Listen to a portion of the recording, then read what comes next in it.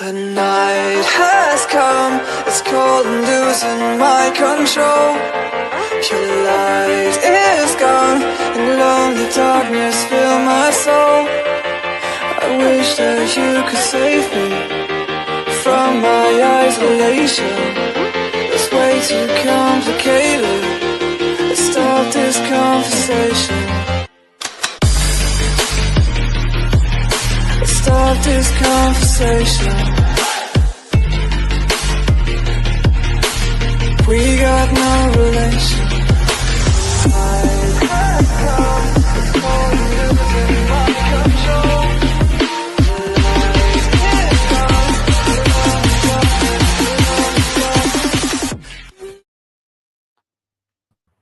Good evening, and if you're just tuning in and you're watching live or listening live, this is UFO Paranormal and United Public Radio Network. Give me a minute here, guys.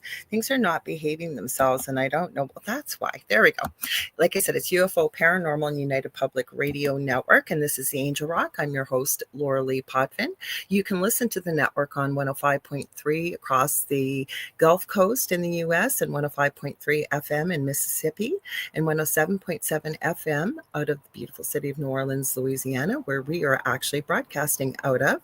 And I'll tell you a little bit about myself. I'm a Canadian psychic medium, a crystal Reiki energy healer, Akashic Records practitioner, spiritual teacher and mentor. I'm also a registered nurse. I'm extremely well versed in the paranormal. I always say, didn't go looking for it, it found me. And we've shared our story on the Travel Channel's Paranormal Survivor, Season 4, Episode 9, called Demonic Hauntings. You'll see a familiar face in there. You can see it on YouTube or Netflix, all over the place. I didn't know this person at the time, but I know her very well now. She is Michelle DeRoche, who is our station manager, and she has two of her own shows. Tuesday afternoon, she has Beyond the Outer Realm, and then Wednesdays and Thursday evenings, The Outer Realm. I'm also well-versed in near-death experiences, having had one as a toddler myself, and I've studied them professionally and personally for over 40 years. I see you, Mish, and I see you, Kev. We're going to say hi in just a bit. Thanks for popping in. If you guys want to watch us on TV, you can. The network does have its own TV channel. You have to go to Roku, and you're going to go to the channel store. I don't have a channel code for you, but how you can find it, go to the search box, and you're going to look for UFO space P as in paranormal. We're about the third or fourth one down, and you're looking for UFO Paranormal and United Public Radio. Can't forget Carnation. Carnation does sponsor my show, as well as all the live shows here on UPRN on Mondays. It's Carnation Mondays. So wherever you are listening around the world, Carnation is global. Please consider supporting them, because they bring all the great shows here on our network on Monday. And 2 hours from now, stay tuned, because we got Preston Dennett and Dolly Saffron coming up with the Light Gate. I got my checklist here, you guys. You know what, guys? Know I usually forget something. I know who I am. I clicked that one down there. I always say, if you can't see us, you can't join the conversation. If you are listening live, this network does broadcast to every country in the world, but over 80% of our viewership, listenership is audio only. So places you can find us quickly under my name, Lorilei Potvin, on Facebook, LinkedIn, my YouTube, and we are also streaming on Instagram under the Angel Rock. For the network, we are streaming on our Facebook page, which is UFO Paranormal United Public Radio Network. Twitch as well. And I got lucky because Joe Montaldo, I'm not saying it that way, I'm making a joke, but Joe Montaldo has a much bigger Rumble page than I do. So I use his. So you can find us on Rumble under Jojo Mon. Let me see if I forgot anything here. I think I got everything. Oh, I'm glad to see you all filing in here. So you guys, I am super excited about our guest, as I am every week. But this guest I have met in person almost a year ago, and I was super excited about it. Let me read a little bit about his bio. Jeff Belanger is an author, podcaster, storyteller, adventurer, and explorer of the unexplained. He's also a pretty good kick-ass MC too, because he did that last year, and he did a great job at the Paracon here in Thunder Bay. He's written more than a dozen books that have been published in 6 languages. He's the Emmy-nominated host, writer, and producer of the New England Legends series on PBS and Amazon Prime. He provides programs and lectures to audiences all over the world, and he's been the writer and researcher for every episode of Ghost Adventures on the Discovery Network since the show started in 2008. Jeff has made media appearances on hundreds of radio and television programs over his 25-year career, and he has a passion for mysteries and legends. His new book is Wicked Strange, Your Guide to Ghosts, Monsters, Oddities, and Urban Legends from New England. And it is doing fantastically. It was released a week ago. So welcome, Jeff. I'm so glad to have you here. Thank you. It's good to be back with you and chatting. And you can call me Belanger or Belanger, whatever you prefer. I wanted to because my last name is Potvin. Right. But it actually is said Potvin. And so, you know what it means in English? What? Jug of wine. So, are you related to the hockey player? I get that all the time. So asking my father, he says yes, but I don't know them. They are distant cousins, like third, I think at least cousins. There's a lot of friends actually, especially in Quebec. I was surprised how many there is. So as it's funny, when I my whole life I've pronounced my name Belanger, but as I go north of the border to Canada, or if I'm in France, it is a very common French name. It's Belanger. Yeah, Belanger. Yeah, I don't get offended. Just don't call me late to dinner, you know? No, but I knew to say it Belanger because I heard you say it. That's why. All good. Well, let's say hi to everybody. We always like to involve the audience. Hi, everybody. Hi, everybody. So we got Mish. She's watching us from the future in bed still. She's in Australia. And she says, good day. We got Z Sun Dragon, fellow Canadian. I call him by his muggle name, Kevin. And Mish said, g'day, Jeff. She said, Jeff got me through COVID with his online drinking and stories. It was awesome. Sorry about that, Mish. Yeah, Mish is so awesome. She's my birthday twin, I call her, because her birthday's the day before August 14th. But with the time change, we kind of intersect. So I call her my birthday twin. We've got Cindy Simpson. We've got lots of Leos. Yeah, a lot, especially. I'm a Leo. Are you due? When's your birthday? August 8th. Oh, well, happy belated birthday. Thanks. Yeah. I like that. It's funny. I don't go. What's that? I forgot to tell you before we went live. Most people that watch regularly, I have a bit of a delay. So please continue. No sweat. No, I don't. I mean, I don't go in for too much astrology. I understand it. I respect it. I think it's interesting. I don't follow it per se. But then I read descriptions of Leos and I'm like, yeah, that's me. Isn't it? It is like absolutely dead on. Actually, that's one of the places I haven't quite delved into. And so when people talk about it's in this house and that house, and this is your North Node, and it's like, it's another language. But I did have somebody on recently that's a friend of mine's, as well as Carrie Lynn Shellhorn. I got to give my buddy a shout out. She has Spirit Switchboard here on UPRN, 6 p.m. on Fridays Eastern. And we do a show on Thursdays. I had to think about that for a sec. 7 p.m. Eastern, Beneath the Hollow Moon. We're talking about Mothman and cryptids like that. Yeah, on Thursday. Anyways, I've losing my train of thought here as I'm rambling away. I'm reading and talking at the same time. So we've got Cindy Simpson. We've got Julie Jean Bassett. I always give her a shout out. She's my animal communication mentor. She's got a new beginner animal communication course coming out at, I think it's the third weekend in September. And she's an incredible animal communicator. She's even helped me with some of my pets. Carrie Lindsay worked with her. A couple of people in the chat have also worked with her with their animals, because if you've got pets, I don't know, sometimes they drive you crazy when they're doing this horrible behavior, and it would be, they'd just be fine as long as they would stop. She has helped, and she can talk to them earthside as well as, I say, across the Rainbow Bridge, and she's an incredible shamanic practitioner. So Julie, feel free to put the advertisement or when your course is coming up so people can see it. I highly recommend it. I've taken the animal communication course with Julie, as well as if I've had a session with her as a shamanic practitioner. It was absolutely life-changing. So you can, animal communication is juliejeanbassett.com, and you can get a hold of her on whitetailshamanichealing.com for the shamanic healing. Hang on here. everybody found, oh, we got Vet Girl 84 is in, Patsy Foister saying hi to both of us. Mish says, I get to celebrate Lorilai's birthday before she does. I'm going to file that away August the 8th now, Jeff. Yeah, right.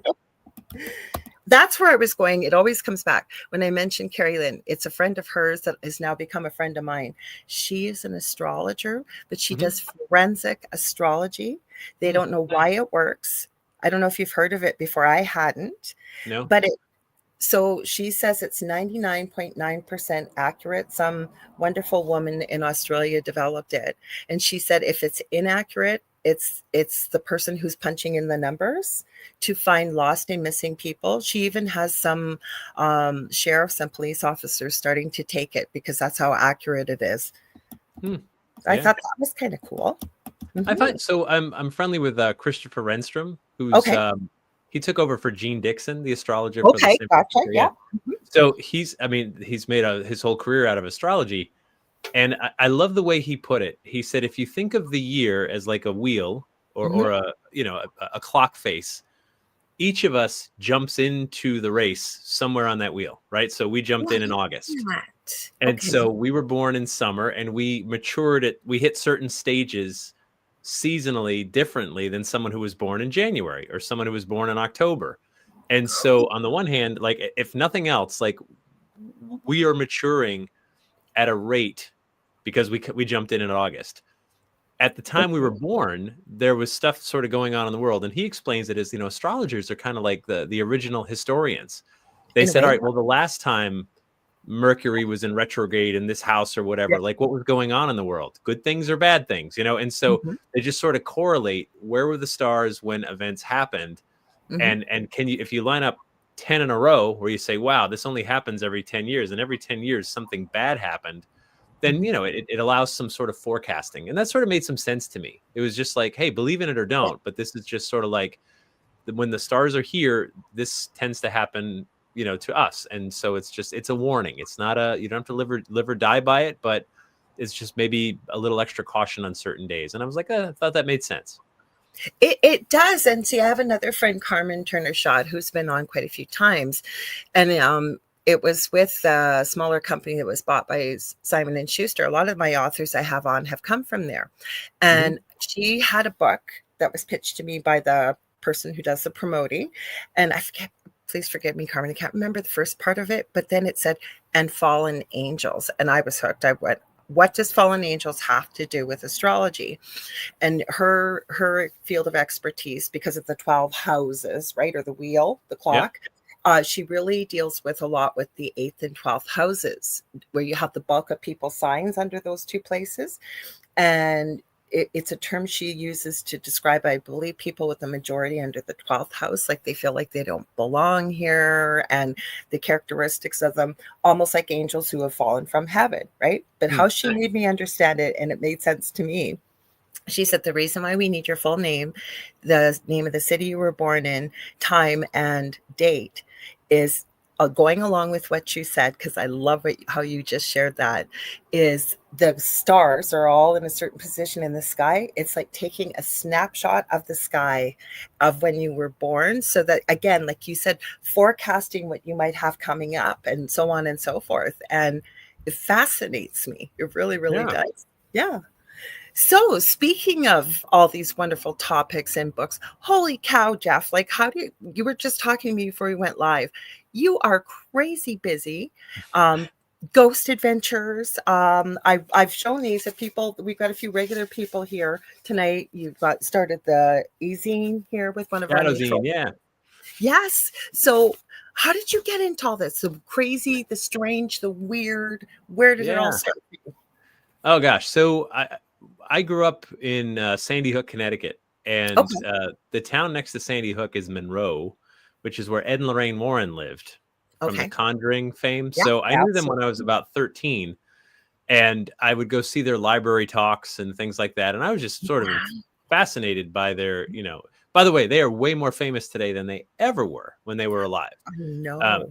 So back then they were just local, like, paranormal people, and there was no internet. Their phone number was listed. You could literally get their phone number and call them. Oh, wow. So, I'd been to their house, I'd been to their museum, I'd, seen them do their thing. And I had friends who said their houses were haunted, and I was intrigued by all of it. I had not seen a ghost as a kid. I had a UFO experience with my dad, but I was very much into this stuff. And then I went to college to be a writer.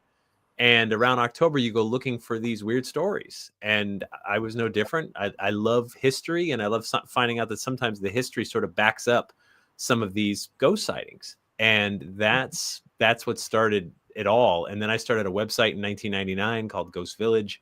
Then I started writing books, then started working for Ghost Adventures. And it was one of those things where I woke up one day and realized, like, wow, this is my full-time job now. Like, this is what I do, is just this. And it's great. I love it. I love seeing the world through this lens. I love the people I've met through this lens. And I've also learned that once you start going down the rabbit hole, there's no going back, and there's no point in going halfway. You just keep on going. It's and I've learned a lot about myself through exploring this. It's been a really transformative sort of journey over the years. Okay, so when you say you've learned about yourself, and obviously I would never delve into anything personal. Oh, no, let's go there. Why not? Okay, so what could you share? Because I've never heard somebody say that before. And Sure. before you answer, I will share with you. I never went looking for the paranormal. It found me. We have the craziest story that I documented in our previous home. We ended up leaving it. That's how bad it Wow. was. But my partner, Dell, thrown 15 feet across the kitchen, burns, bites, scratches. I'm actually writing a story, 3 books actually, but the story of what we went through in this home. Had I not been there, I wouldn't have believed it. Right. So Yeah. there you go. So No, I get it. And I changed. That's why I'm doing what I'm doing today, because of that. So I'd love to hear how it affected you personally. Yes. Unlike you, I went looking. I went looking under rocks and behind buildings and in abandoned asylums. Like, I went looking for it. I was going to find it. And so, I was raised Roman Catholic, which Me I too. feel like you have to disclose these things sometimes, because I'm retired. Yeah. Well, it's the luggage you carry for the rest of your life. Yes. You can't get rid of it. It's you can't pray it away. It's there. It's part of you. And so I went through the whole thing, confirmation all the way up through the whole thing. And some of it never sat right with me. Some of it I found intriguing. And on the one hand, I think Catholics sometimes get a bad rap. I mean, there's the whole molesting children thing, but they will carry that with them forever. But also, I think the good parts of it are they do have a way of honoring the sacred feminine and the sacred masculine that I think certain other Protestant religions don't. I mean, women can be saints, women can be nuns, women, Mary is revered. I know women can't be priests. I get that. There's still the patriarchy still well in place there, but at the same time, I think there was a little more balance than I've seen in certain other religions. So when I went to college, I didn't become an atheist. I was close, though. I sort of reasoned it all away. I was like, well, this doesn't sound logical to me. And the reason I never got to pure atheism or zero was because I believed in ghosts. And I went, well, if there's a ghost, if there's a spirit, well, there's got to be something more to it. And so instead of going to church and hearing the same old thing every week, I started going to cemeteries and haunted buildings and started meeting with people and saying, like, well, you say you saw a ghost. What happened? And I was so intrigued because I've interviewed a lot of people over the years, being a reporter and everything else. And you can tell when someone they go into sort of like another state of mind when they're just like, okay, I'm going to tell you what happened. And there's a trust. Don't think I'm crazy. Well, but it's this thing where they say that. Don't think I'm crazy, right? Or they get that feeling at first. Yeah. They might, but once they're comfortable with you and they open up, there's a very profound thing that sort of happens where someone's like, I'm going to share. And I hope you don't mock me. And I'm trusting you with this very precious thing, which is my story, my experience. And if you mock me or publicly ridicule me for it or whatever, then I accept the risk. And so people share it and you go, wow, at the very least, I was like, I believe that you believe. Like, I believe that you believe this to be an authentic thing, even though I had not had my own ghost experience. That would come later, but it did happen eventually. But I'd been looking for ghosts for years before that finally happened to me. And at the very least, I really enjoyed the people. I liked talking to people that were just like, this is not the mainstream. This is a little more fringy. However, this affected my life. Like you, people who've said like, I moved out of a house because of this, or I changed everything I thought I believed in because of this. It's a profound thing that happens when you experience what you perceive to be a ghost or a spirit, because every day thereafter is different for you. Like once you've bought in, once you say, no, this I've seen it, I'm in now, then everything is different, because now you got to question everything. Well, that's why I documented it. And I love the way that you put that, when somebody trusts you enough to share their story. That's what I meant when I was jokingly saying, don't think I'm crazy. Because I seriously, and as a nurse too, like I've been around death most of my adult life, and ended up having a career-ending back injury working out in the community. I almost didn't take the job. I was a visiting nurse. It's the most dangerous part of our city. I believe you may have been there if you went there that Saturday night where you guys went to go with Carrie Lynn. That's one of the most dangerous part of our city. So I used to go into all these old hotels. There was every kind of crime you could think of. It was not a safe space to be, but it was life-changing. And I can tell you, the third book I'm presently working on is I'm collecting stories from nurses. Yeah.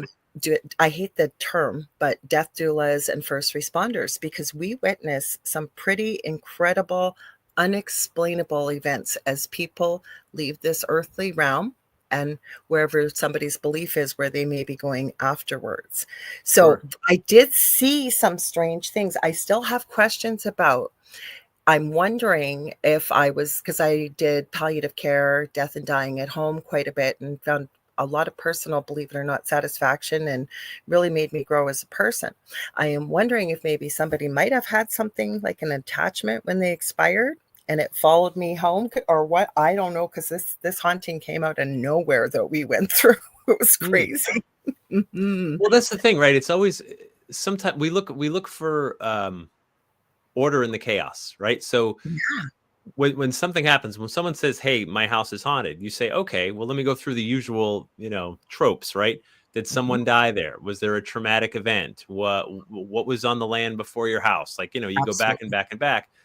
And sometimes we find nothing. Sometimes you can't find anything that necessarily happened there. And then the next question is something attached to one of you? Like someone in the home? Is that where it's connected to? And then, and it gets harder, of course, right? Because we're trying to put a name onto something that defies explanation. And sometimes what I've seen with hauntings, especially, is that someone will give a name to a ghost. Could be totally wrong, but it makes you feel better, because you're like, that's Bill. He was a groundskeeper back in 1930. Good guy, bit of a drinking problem, fell off the roof and died. That's the knocks you hear at night. That's just old Bill. Maybe, but maybe it's not. And but it gives us a sense of control. It is a false sense of control, because we are not in control. If I knew a building that was haunted all the time, where you could go and guaranteed a ghost would be there, I'd buy it and I'd charge you a fortune to go look.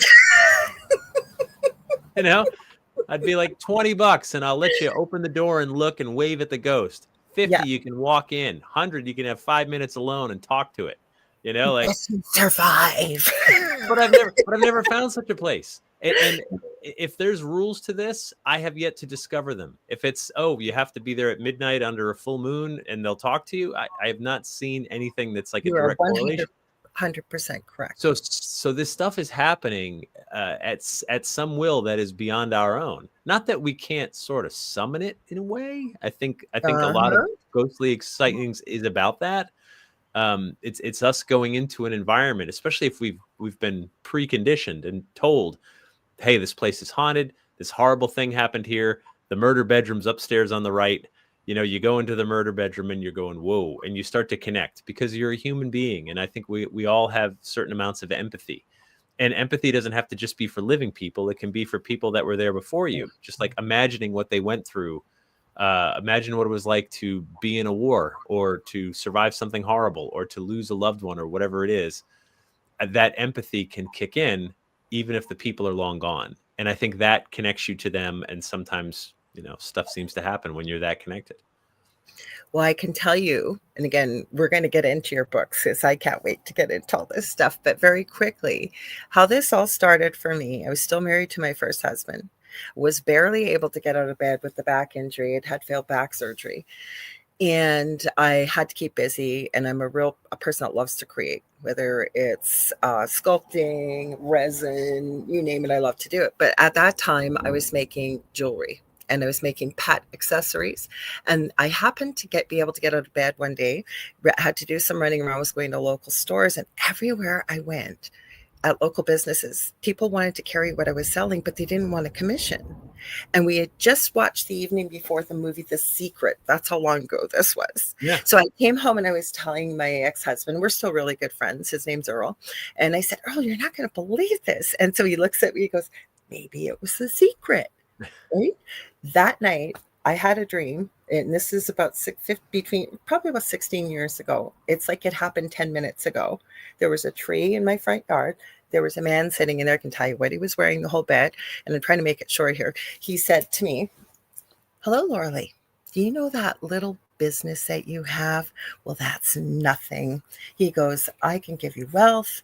I can give you fame. I can give you anything beyond your wildest dreams. All you have to do is agree to follow me. And I remember in the dream, it's not radio friendly what I told it to do. And there was no uncertain. I swear my children's heads it happened. And I did not agree to follow him. And I kept saying, who are you? Who are you?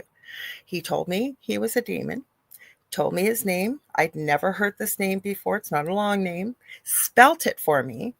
And again, I stopped him, even more colorfully told it where to go. And then he looked down from the tree at me, looked like a man. I can describe what he looked like the whole bit, and was mocking me, going, oh, no, no, no, no, no. Every time you see a crow or a raven, you're going to know who it is. In the dream, I called on Archangel Michael. Don't even have the words to describe the colors. It was this flash of brilliant sapphire blue, royal blue, silver, white. I wake up, it's the middle of the night, shaking, crying, and just in a complete sweat, which is not me. I tell you, Jeff, the activities all started after that. Probably about a month later, started really things missing, keys, you know where they are, bend down to put your shoes on, keys are gone. Anyways, I could not find this name. I was researching again, us both being raised in the Roman Catholic Church. You've heard some names of the so-called evil ones within the, the trope that you understand to be religion, right? What we've been taught. Sure. I went to Catholic school. 5 years later, I'm helping somebody else, and they were having a lot of activity. They had gotten a name in a dream, and I said, well, this isn't my field of expertise, but let me have a look. Everything I was told in that dream, the name, the spelling, the animal form, right there on the page, on the web page, I just about fell off my chair. Wow. And it was crazy. The EVPs from there, oh my God, like intelligent, not like you'd need headphones to listen. Like the stuff that went on in this house was insane. Now, because I got to ask you, right? Like, I think you have a point that when people say go to a notorious place that's haunted and you're looking for activity, are you going there? Is it your energy if you have experiences versus maybe a non-believer? What is it? What's your thoughts on that? Like, do we create it or along with the activity, if it's energy and the land holds it, or the experience, or what's your thoughts? I think sometimes we're the ones manifesting this stuff. I agree. And which is still totally paranormal. Like, that you can walk into a room and the wall bangs like someone just hit it with a hammer. Mm-hmm. That's amazing, but maybe not a dead person, Right. So one of the things that's interesting to me is I've done a lot of events over the years at renowned haunts that you've seen on all the TV shows. Yeah. Mm-hmm. And people go there very excited to, do their first ghost hunt or whatever. And sometimes stuff starts to come through. I recall this many times, probably more times than not. I remember we were in Waverly Hills Sanatorium in Louisville, Kentucky, and creepy place, amazing, one of my favorite haunts. And we're upstairs, and this woman felt like this her grandmother was coming through. She's like, my grandmother's here. I'm getting messages from her. I'm like, that's amazing. Did she work here? Did she grow up in this area? Like, what's up? And she said, no, I don't think she's ever even been in Kentucky. Like, I don't think she's ever even been in the state. And I went, Oh, well, isn't that interesting? And I suspect the reason is when you're at the grocery store, you're not in a headspace where you're trying to connect with spirits or anything. You're just getting your groceries and you're getting your food and you're getting out. Yeah. When you go to a haunted place with people you've seen on TV and you're going to this place to have this experience, you're suddenly absolutely open and looking for everything that might be around you all the time, but you're not necessarily paying attention because you're not in that environment. So I think sometimes these environments sort of open us up because I that's what agree. we're there for. It's similar to, I don't know how you feel about Ouija boards, but I'm okay. It's a tool. I think that like any tool, you yeah, need to know how to use it properly. But it's a tool. yeah, yeah, and Communication. like everybody, I sleep with one under my pillow, like everybody, Like right? no, I don't. Everybody. So, no, I'm not afraid of them though. No. So no, I neither am I. So, but I think Ouija boards are interesting. There's nothing magical about cardboard and plastic, nothing at all, right? It's the same company that makes Monopoly. Now that's a dangerous game. Stay away. It causes fights. Families break up over it. Do not play with Monopoly. Yes. Got it? Got Got it? Mhm. Evil. Evil. Yes. Back. So, but the Ouija board, when you take the Ouija board out, right? You take it out of the box, you put the planchette down, you start to connect, you're ready and open for a psychic experience. And then I if you agree. get scared, like, oh no, I mean, I knew what it was going to say before it said it. I'm like, yeah, I think because that's you, right? Like the way it's been described to me, this was in regard to dowsing rods, but like you're the compass, the dowsing rods are just the needle, right? Like you're the tool, you're the conduit, you're the medium. And I think it's the same with Ouija boards, right? Like you're the compass, that's just the needle. Mhm. If you get scared, you can put it back in the box, back in the closet, and shut that part of your brain off. You're literally compartmentalizing the experience and saying, okay, it's away now. I don't have to worry about it. And if you're really scared, you like douse it in salt and burn it in your backyard, which is what Lorraine Warren would I have have told you to seen do. one burnt though that and I knew the person quite well. This is the one that was having a lot of crazy paranormal experiences that I've witnessed live. Like not I wasn't in the same room, Yeah. but there was some that is a crazy story. And they like to dabble with these type of things, right? And I call it dabbling because like again, it's a tool, right? Mhm. And you get someone to show you how to use it and how to close a session if you believe that that's what you need to know. Sure. But they stored the planchette on top of the board in the closet, and they called me. I was still in my previous home, and I believed them. They weren't somebody that would be prone to lying or being, deceitful. And there was a big scorch mark on the board. I don't believe they would have done it at all. I saw all kinds of crazy stuff, but my thoughts is again going along with what you're saying, because I believe that human beings are extremely powerful with their words, their thoughts, and their emotions. In people don't have any idea how powerful that can be, right? But I think the mind can also, and when you create things, and then when you're open to the experience, absolutely. Human beings, if we were ever taught since we were infants how to be, use telekinesis, how to communicate telepathically, and so on and so forth, I think we'd be doing it all the time, but that's not the way of the world. Plus, there's a collective belief around Ouija boards, right? Versus you take the Bible. There's a lot of people, right? And I'm not knocking the Bible or anything like that. I'm just saying Sure. there's a different collective beliefs when we take these two objects together. And again, I believe that human beings are powerful, same as what you said with the dowsing boards, dowsing rods. I call it my stupid pet trick, every now and then I get to do a show on my own, but I've shown it on podcasts I've been on and stuff. Just take a pendulum, hold it, and I'm going to tell you exactly what it'll do. I won't move my arm. I can tell you it's going to go this way, it's going to stop, it's going to turn. It's because we can focus our energy, right? We are the vessel with the energy, I believe, moving through the pendulum.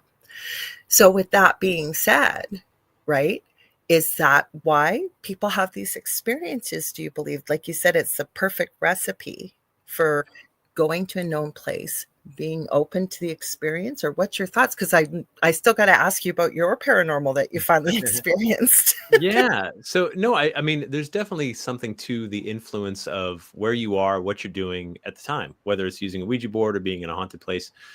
Princeton, the Princeton University, Yep. the college, had a Princeton anomalies research laboratory. It was they called it the I Pear didn't know Labs. they had that. That's so And cool. so one of the experiments they were doing with human ESP was really interesting. So they had a random number generator that would Okay. generate numbers between 1 and 100. Mhm. And the expectation is that if you drop however many balls down this thing, it should be 50. 50 is the average. It should be 50. So they would bring in people, and Yep. they would have control groups, and they might tell you, Lorilei, I want you to think higher than average, higher, higher, higher. Just focus and just think. That's all you do. You watch this thing and you think higher. Someone else would be brought in and say, we want you to think lower. And then someone else would be told, just sit there and watch it. And they found a measurable amount, not huge, but measurable. The average of people that wanted it higher could make it a little bit higher beyond chance, right? And the people that Love it. wanted it lower could make it a little lower beyond chance. And this is just looking at a random number generator and thinking lower, lower, lower, higher, higher, higher, and nothing else but your intent. And that's amazing to me. That was Princeton. That wasn't some like backwater college, it's an Exactly. Ivy League school. And so I think that we have some abilities that we don't fully understand, and I'm sure they're quite frightening. And if they manifest as sounds or footsteps, then it scares us. But also, we have to be open to what human potential will allow us to do, and that might include some sort of connection. I think if nothing else, we connect with our loved ones. I think about I've told people, I'm like, all right, just think of if you had like a favorite grandparent. Just think of them right now. Like you just called them up. You literally just conjured them up in your mind. You have a memory. You might remember them baking cookies or whatever memory you want to go to. You've literally brought up their memory, their essence, and they're part of you. And they're part of you, and they're still here, and they're still relevant because you remember them. And I really think there is something to that. We're all interconnected as a species. We just are. And if we follow those lines, it can lead us to the past and maybe even to the future. I agree 100%. I'm going to say hi to Heidi Gall before we move on. I'm going to warn you guys, if for some reason all of a sudden we have a thunderstorm outside, if I disappear, I know you can handle for just a few seconds. I've got another device and I'll pull it up and be here just in case. Okay, we'll put that out there. So we got Heidi Gall. She says, much love from Colorado. And I know that we have Julia Evans, and she's over in the UK. So I know it's late over there. So thank you for joining us. And I'm agreeing, getting back to our conversation, with everything you're saying, because there's a new series. I believe it's going out into the second season, and it's called the Telepathy Tapes. Have you heard of it? I have not. It's quite fascinating, and it's a whole podcast about people that are phenomenal with telepathy and really looking actually with a lot of people with autism. One of the people that participated, I don't know if she's in this season.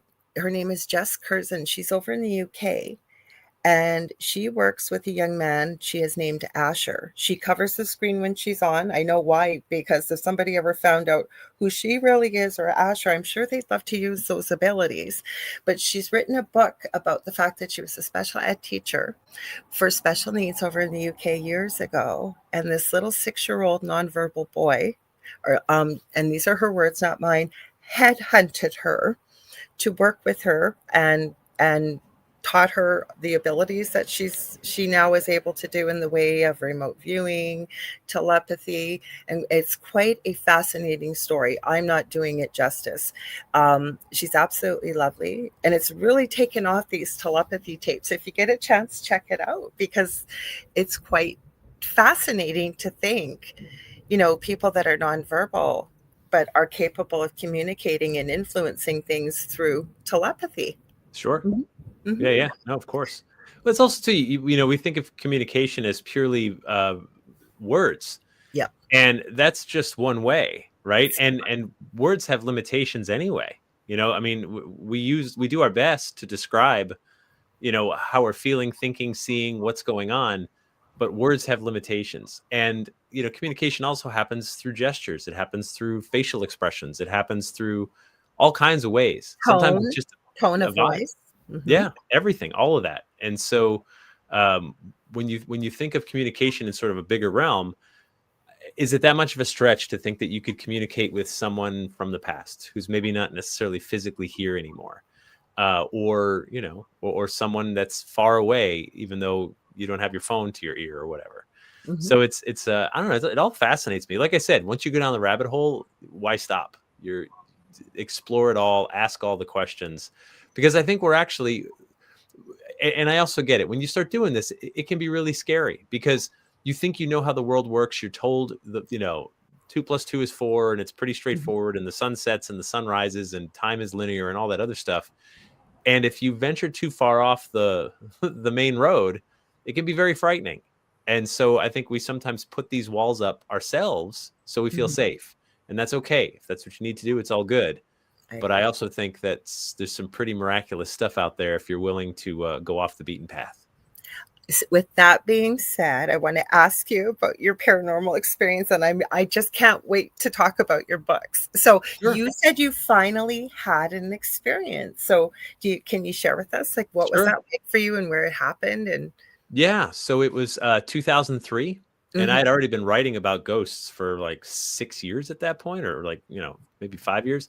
And I was in Paris, France, and I was over there for a work trip in a completely unrelated field, but I had a free day to myself. And so I went to the catacombs. Oh, I knew you were going to say it. I heard it just before you said it. Oh, I love it. Okay, go ahead.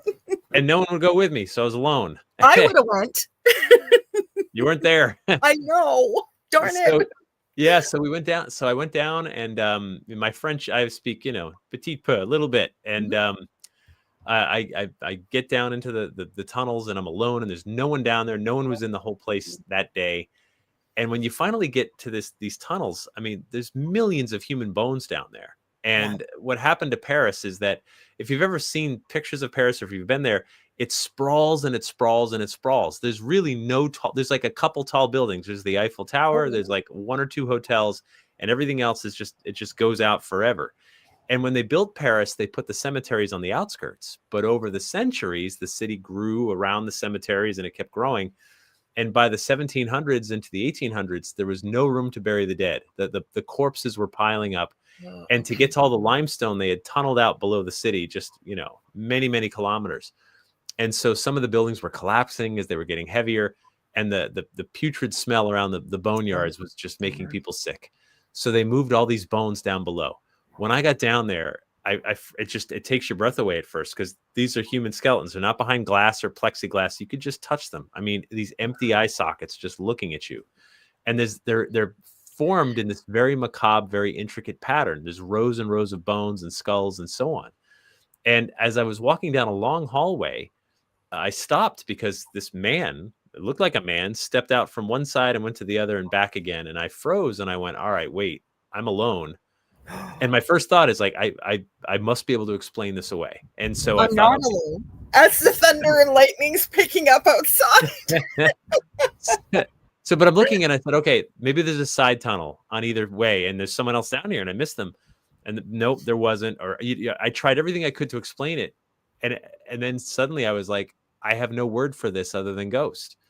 And then I was thinking about my last name, Belanger, right? I mean, I have French heritage. My DNA has got to be in some of those bones somewhere, right? There's got to be someone distant, relative in there somewhere. And it was amazing, because at that point I'd interviewed hundreds of people about their ghost experience. And again, I said, well, I believe that you believe, I didn't call anyone a liar. But when that happened to me, all those hundreds of interviews I'd done just got that much more real, because I went, oh, you didn't ask for it either. You were just someplace and it happened. I'm not psychic. I'm not sensitive. I was in a place and something happened, and I'll never forget it. And I went back a few years later. I got to go back again, and I was there, and I was just like, okay, come on out. I'm back. Remember me, And it didn't happen. Didn't happen the second time. It was just that one time. And that was the one that I was just like, all right, I lost some objectivity today. I'm a believer. Wow. So first of all, I think I would have cramped my pants if I was down there by myself and saw someone, because you just, you know what, you hear a lot of people that are open to looking at the paranormal. Many have said, right, it's not the dead I'm worried about, it's the living. So you're down there and you see this man. Did he look at you? I'm just curious, because yeah, sure. No, he was a shadow. It was not, I couldn't make out features, but he looked masculine, and it was just like a black figure. Couldn't see face, couldn't see clothes. just like a dark shadow of a person, and then it was gone. So couldn't tell you possibly what it looked like other Oh, I than got so many questions. I'm not going to though, because I want to hear that's about okay. your newest book. It's Wicked Strange. I'm trying to read the title here. If you can add on the end while I open my phone. I'm saving my battery just in case. Yeah, well, it's basically ghosts, monsters, UFOs, and roadside oddities from New England, which is what's Oh, home we to got me. to talk about it. What made you decide to write this one? And it sounds like where you kind of grew up in the area. Would I Yeah. be right or incorrect? So the good news is when you go looking for weird stuff where you live, it's easier to find Uh, because you can network with your friends and neighbors and say, "Hey, I'm looking for weird stories," and someone's like, "Oh, remember that cursed grave over on Elm Street?" And you're like, "Oh, yeah, oh, I got to look into that." mhm. And so, so the it started back in 2012. um I was on a documentary for public broadcasting around here with a guy that we became fast friends, and he was doing a documentary called Things That Bump in the Night, Tales of Haunted New England. And I was on there talking about haunted places around New England that I checked out and knew about. And I said, this could be a whole series. We could just look at like not just ghosts, but UFOs and all kinds of weird stuff. And he's like, that'd be great. And so we started the series. We produced it ourselves. We had no help, like just beg, borrow, and steal from friends, like who could shoot for us or do some editing or whatever it Mhm. was.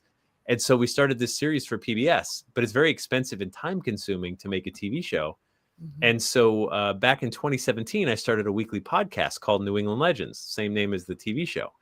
And that was great because it's like theater of the mind. And each week since 2017, I do a different weird story from New England. And they're short, they're scripted, there's sound effects and music and voice actors and stuff like that, because I just want to take you back. Because when I hear like a building is haunted, or when I hear, there's a monster said to be in these woods, the next question I ask is, well, what happened before? How did we get to right now? How did we get to be talking about this right here? And that backstory is usually really interesting. And you can sort of fill in and realize like how you got here. So we had so many stories, and then the audience grew and grew. And what was great is it was like crowdsourced. So people would write to us and email and say, "Hey, I grew up in this little town, and we've got this really strange animal that's like stuffed in the head of the bar, and whatever." And you're like, "Oh, that's great. That'll be next week's story."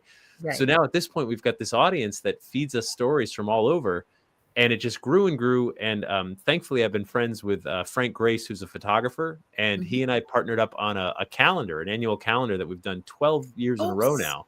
cool. So I Okay. was just like, Frank, we got to do a book, like my weird stories, your weird photos. And so we, after a couple false starts, we reached out, found a good publisher, and it just came out last week. It's full color. It's stories from all the 6 New England states, and it's got a little bit of weirdness from everywhere. And it was just so much fun to work on, because it's really been like, I don't know, 12, 13 years in the making. Wow. But just a lot of fun to finally see it all come together. Okay, so with that being said, I have so many questions because Thunder Bay, I know you didn't get to see a lot of it, but I can tell you, having lived here my whole life, there is every kind of paranormal that you can think of.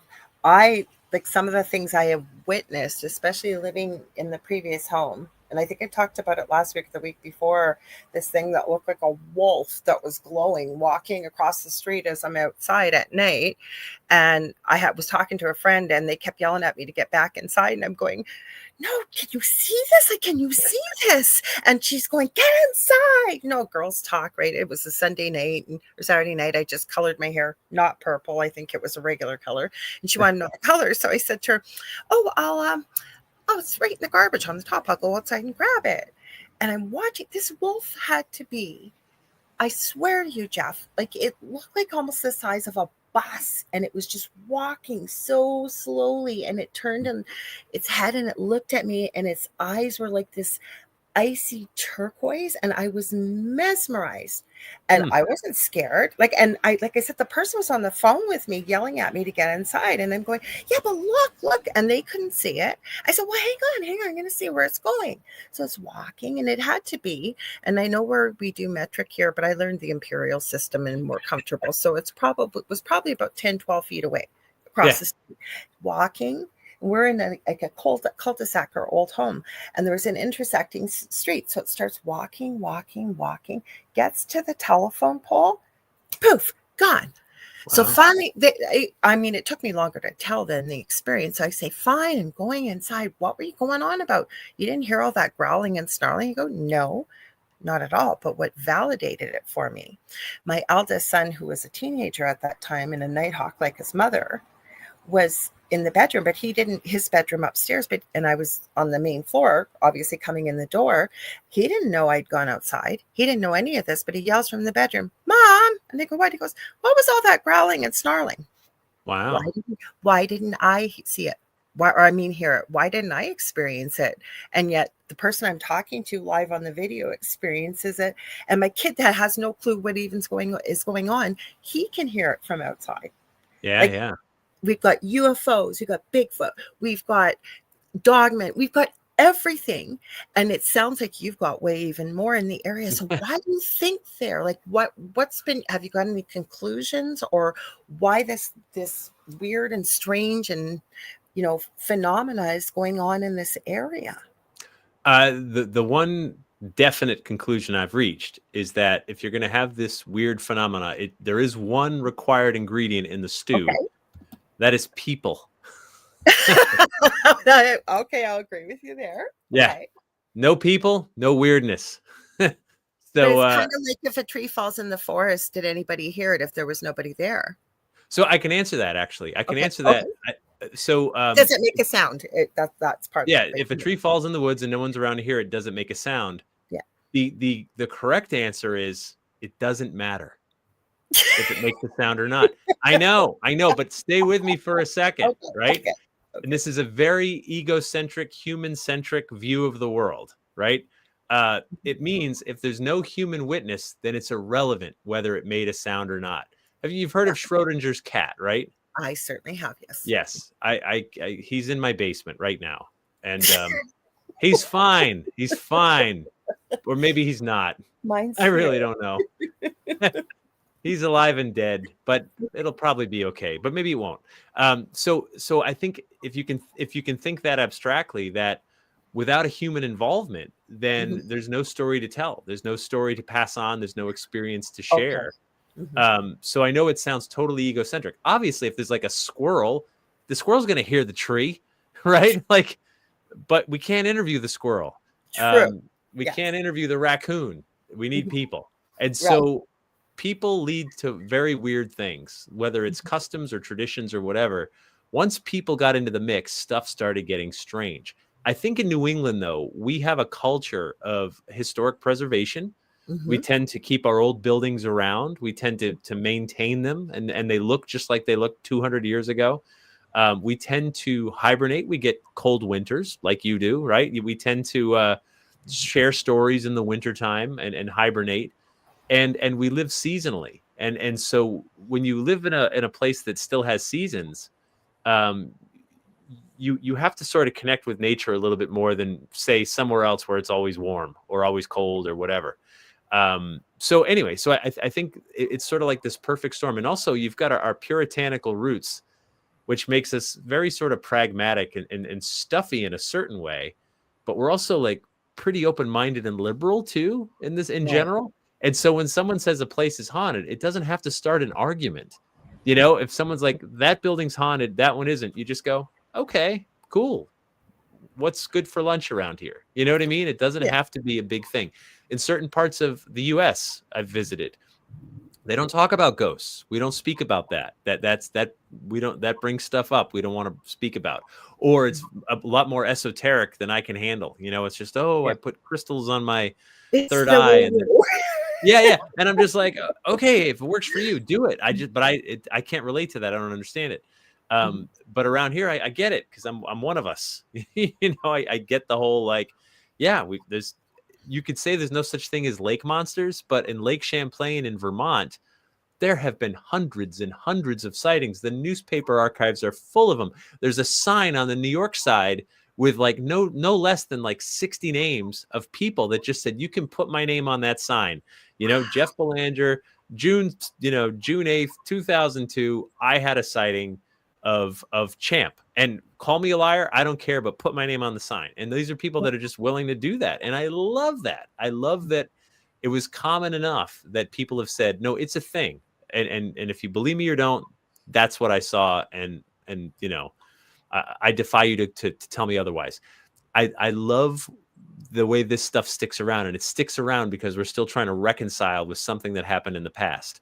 We're still working on it. We're still chewing on it, whether it's a monster like a Bigfoot sighting, and we've had a few, or a UFO sighting. Betty and Barney Hill, one of the most famous UFO abduction cases ever, took place in New Hampshire, and this was, I mean, this was so well documented that there's literally a historic marker now on the side of Route 3 that says this is where it happened. And this is one of those signs, Lorilei, where it's metal, it's really expensive, embossed metal and hand painted, like these expensive historic markers. And the reason that's relevant to the story is that taxpayers pay for that. True. So think about it. You could say, I don't believe in UFOs, but your state used tax dollars to get one of those really nice historic markers and put it up right where this event allegedly took place. And it's one of those head scratching, holy crap kind of UFO stories that there have been books and movies made about. Absolutely. I'm just going to say, I was going to say it's definitely one of the best known, I believe, back in, especially, before people really started talking about this besides Roswell. And I'm in Canada, so I'm not speaking from an American perspective. But if you know about UFOs and that world, you've heard of Betty and Barney. You definitely have. I'm just going to say hi. We've got Constance Victoria Briggs over on Instagram. Hi, thank you for joining us. She's been on the Angel Rock a few times too. And we got Michael Alstein Burgeon. So thank you for joining us. If you have any questions or comments, feel free to put them. I do check back and forth between Instagram and the rest of the chat.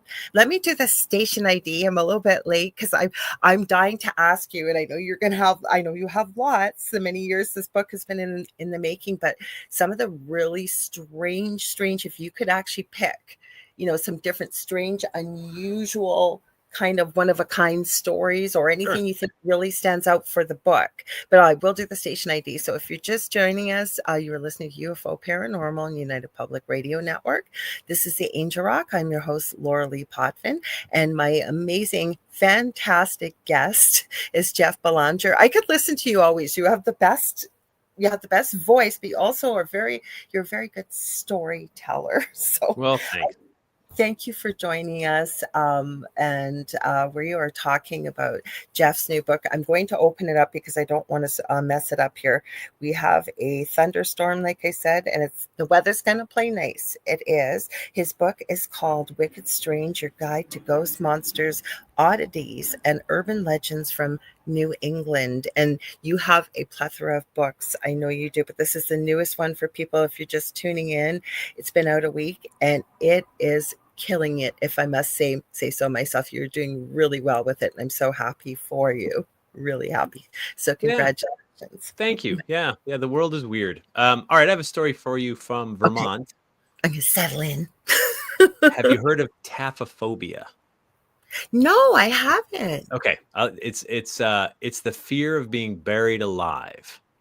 Well, I've heard of the fear, but I've never heard the term. It's got a name. A name. Taphophobia. So it was a much bigger concern in the 1800s. There was always stories of people that might have allegedly been buried alive.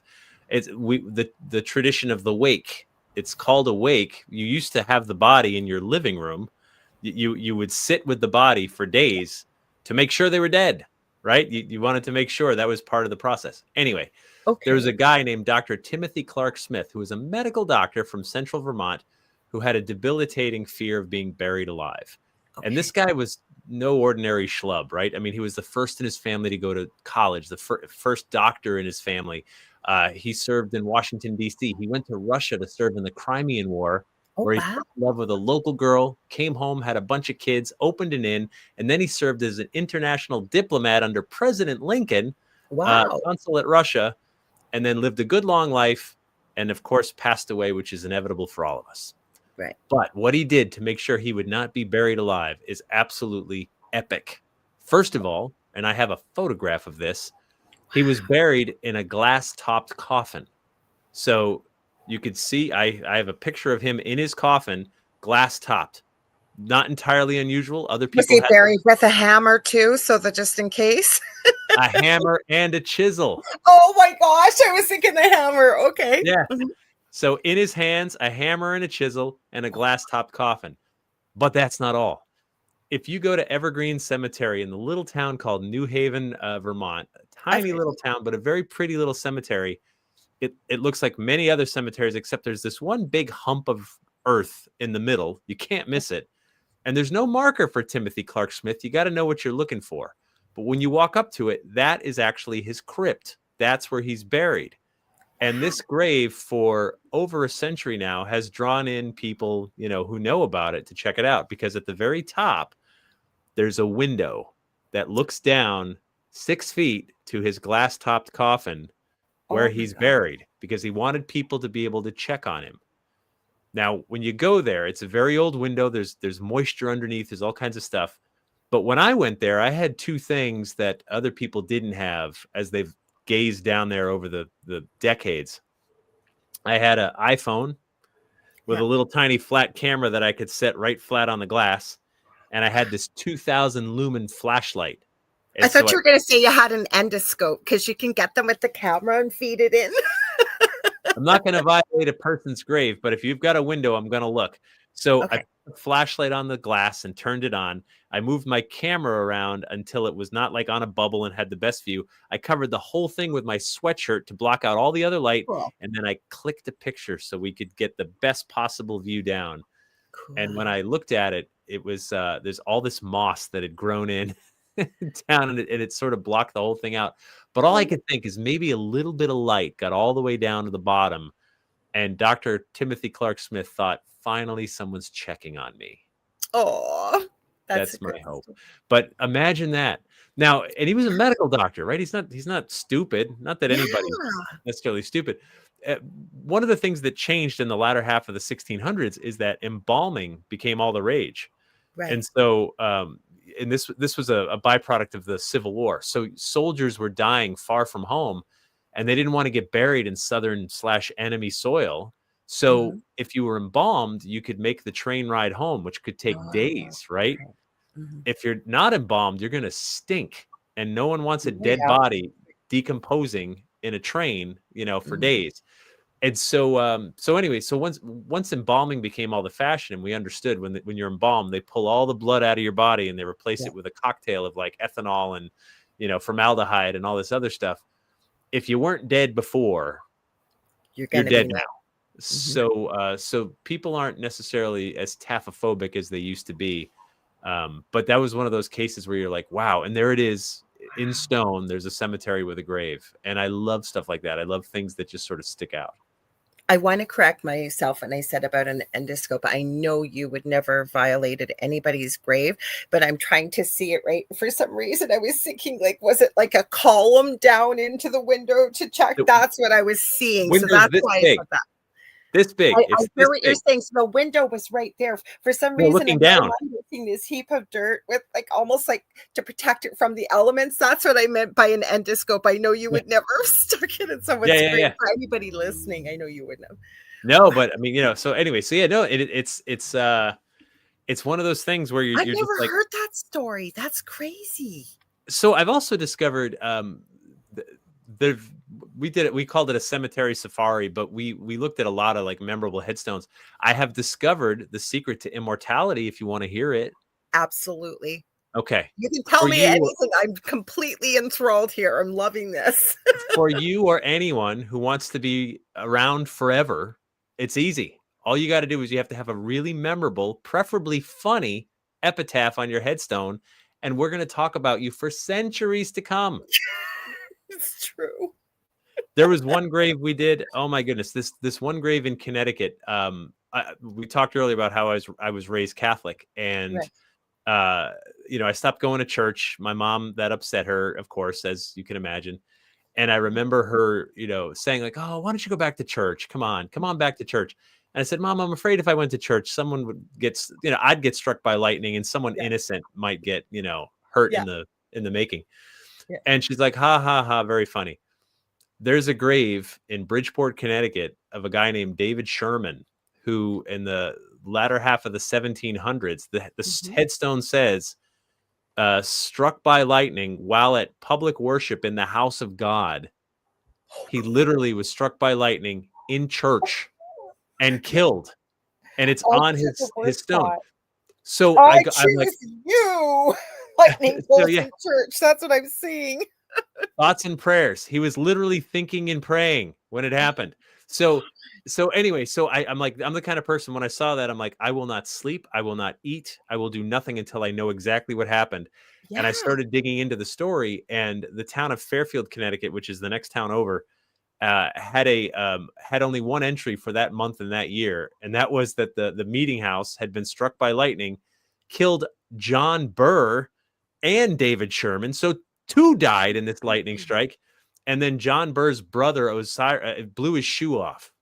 So two people died. One guy lost his shoe, and then I found through his family records that Parson Rose was his name, who was preaching at the time. After the event was over, he just uttered, "Are we all here?"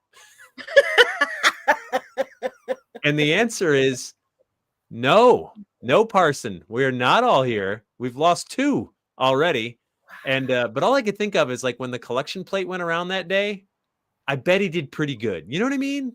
Yeah, Like, I bet he did. I we're gonna bet he pass the did. plate around, and you know what? You should give generously, because those two guys didn't last week. And here we You know, are. you know what I'm thinking too, Jeff? What did you have to go through to find the story? Like, that's not like it happened even in the 1800s. Like, I know.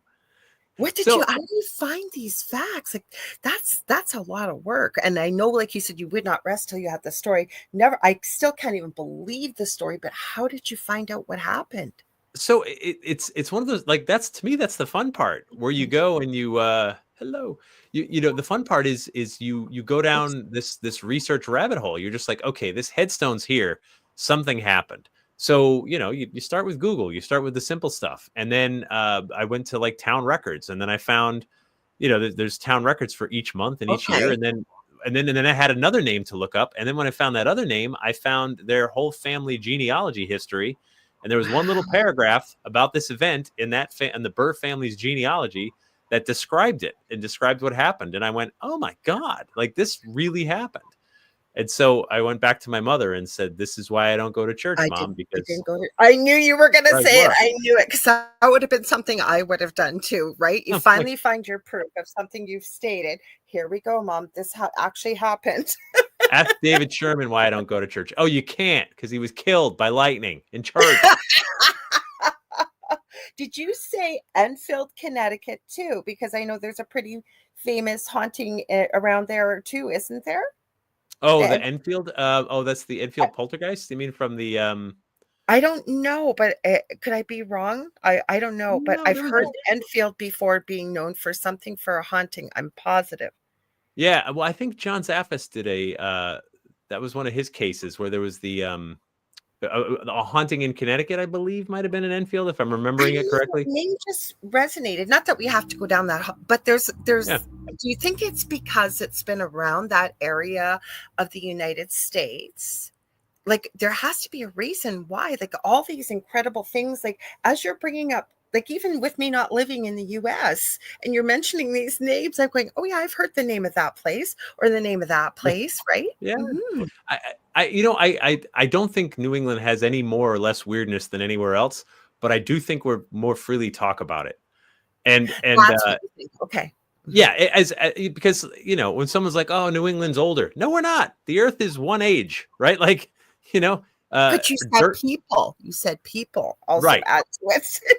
People have been in New England for about 11, 12,000 years, and that's when Mhm. it started getting weird, if we're honest. You know, I mean, that's There's once people, water too, right? Obviously, because I know on water that everywhere, or there's no people. I'm just adding to it. I'm trying to think because No, no water, no people. That's okay, how no, it but I'm goes. even thinking with Thunder Bay, the weird part about Thunder Bay, and no, it's not that that weirdness only happens here, Yeah. but we are on the Great Lake, Lake Superior. I know you guys, we were all talking about the tent city and did somebody lose their life that Saturday morning of the conference. I thought, what a thing to be. And now we've been deemed the most violent city per capita in Canada, including loss of life, like murder. Like it's Congratulations. it's not something you want to be known for. Oh, well, you're still number one. But this, yeah, right. But the sleeping giant, you guys could see that there's quite a legend with that. Oh, yeah, right out my window. I saw and it. Yeah, he was. The other side, on the south side of the city, outside the city, rurally, is Kakabeka Falls, known as Little Niagara of the North. Now, apparently, if the sun is just right, there was an Indian princess related to Nana Bijou, who is the sleeping giant. There's a whole legend behind it. He protects the world's largest untouched silver mine, and apparently anybody that's tried to access it has indeed lost their life. Wow. And Kakabeka, you can apparently, the princess gave up her life, without getting too deep into it, to save her tribe on the north side. I think it was her father or grandfather, supposedly was laying down as a sleeping giant. And if the sun's just right, you supposedly can still see her at the bottom of the falls. But there's a lot of high strangeness that goes on around that area on the south side of the city. There's a lot of weirdness over here. So that's where I was going with this, with your book. Like and again, yes, it does happen all over the place. I agree. Of course. So yeah. We have a sleeping giant in Connecticut. I got to hear about that. So it's down sort of near New Haven. Just like the one right out my hotel window in Thunder Bay, right? See like the head. It's huge. It's a mile long. It's a mile in length. And it looks your giant's bigger than ours. So it looks like a sleeping giant. The interesting thing about Connecticut is that most of the mountains and hills run north and south. That's just the way the topography works. Wow. This one runs east and west. And the story goes that there was this giant that was messing with the native peoples, many centuries ago. And he used to love oysters. And so, but the problem is he was so big, he was like crushing villages, not necessarily out of malice, but he was dangerous. But because he was a deity, the locals were not allowed to kill him. So a shaman came up with this brilliant idea. He said, look, he's always stealing our oysters. Let's get a giant platter of oysters, and I'm going to put a sleeping potion on it that'll just make him sleep forever. Okay. And so we're not killing him. We're just putting him to sleep. He falls for the trap. He eats the oysters. He stumbles around and he falls east to west and goes to sleep. And he stays asleep so long that eventually moss and dirt and trees grow on him.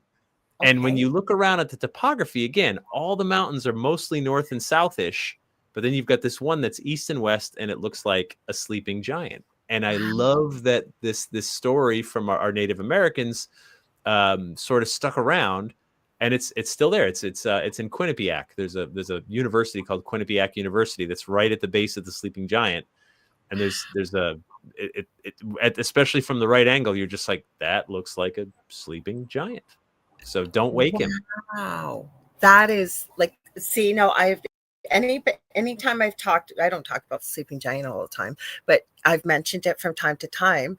Most people will say to me, you mean it really looks like a giant? Yeah, it really does. Yeah. The outline of a giant. And you've seen ours and you have one in your area, so you know what they look like. Yeah. I've heard a second one. You got to please tell us a few more of the really strange and unusual. You guys got to go buy this book. I'm telling you, because I'm going to buy it. I cannot wait to read more about these stories because I just love listening to you tell them. So I can't wait to read about what you've put in the book. So there's a haunted lighthouse in Rhode Island called Konnemicut Point Lighthouse, and some lighthouses are on the mainland, and those are great, right? Because you have access to the mainland. But there's many lighthouses all up and down the New England coast that are on their own little island. Konnemicut Point Lighthouse is literally just on a rock. There's no land around it whatsoever, and it's only half a mile offshore, so not very far. However, back in the days when lighthouse keepers would live there with their families, and specifically I'm talking about the year 1910, there was a family of 4 that lived there. There was the keeper, his wife, and their 2 young children. One was 5 years old, one was 2.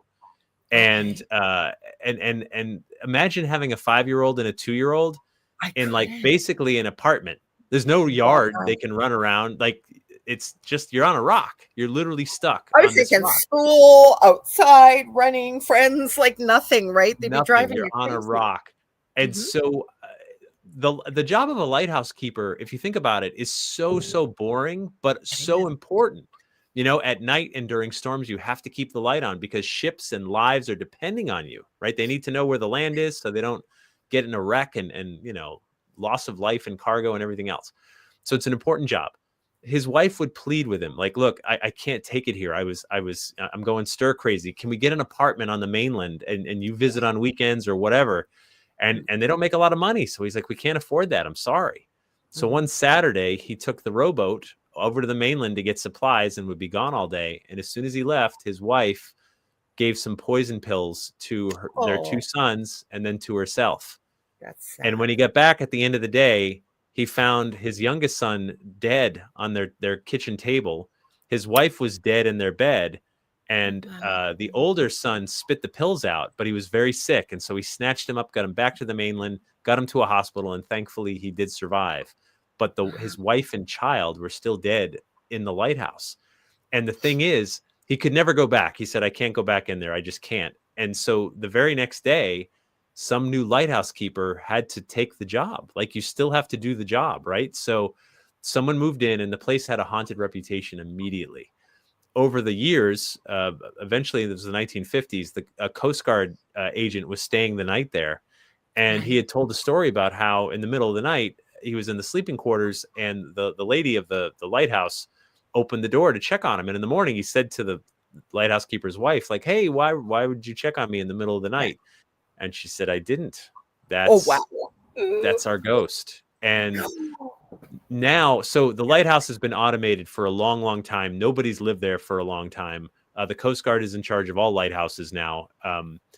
But when you look at it, and it's just, I mean, you can get a good look from, you can stand on the beach and it's you can see it pretty clearly. It's not very far out on the water.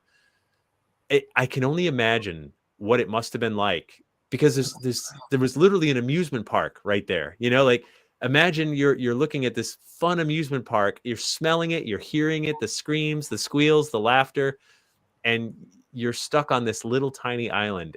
To me, that's the empathy, that's the connection. You look at I it, you imagine what it must have been like, and it just gives you the shivers when you see this old rusted lighthouse that, you Wow. know, someone couldn't take it and they, you know, it was a murder suicide. That's sad, but Yeah.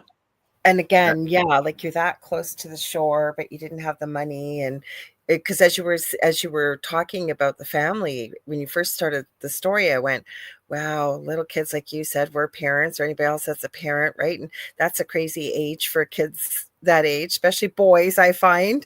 yeah. Though there are some girls that can get pretty busy at that age too. And then what do you do with them? How do so I see with the empathy part.